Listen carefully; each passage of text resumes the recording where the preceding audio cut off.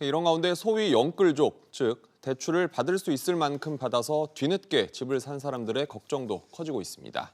보신 대로 집값은 주춤해졌는데 은행 이자는 계속해서 오르면서 특히 2030 세대에 타격이 클 것으로 보입니다.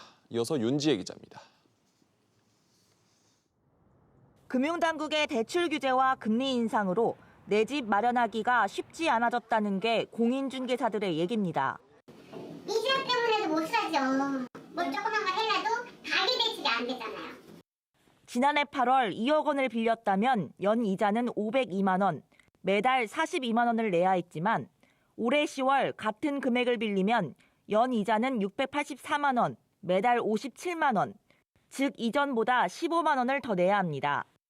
올해 한국은행이 기준금리를 2차례 인상한 이후 주택담보대출 금리는 최고 5%를 넘어섰고 내년 추가 인상 후엔 6%대 전망까지 나옵니다. 저축과 주식 등 다른 자산이 어느 정도 있는 4050은 금리 인상을 버틸 수 있지만 월급에 별다른 소득이 없는 2030 영끌 세대의 부담이 더 커질 것이란 분석입니다. 자금 부담의 능력이 부족한 2030 세대들이 매물들을 시장에 많이 내놓음으로 인해서 서울 외곽 지역의 집값들이 약보합이나 하락의 기조로 이어질 수 있는 것. 금리가 0.25%포인트만 올라도 전체 대출자가 한 해 내야 하는 이자 부담은 3조 원이나 됩니다.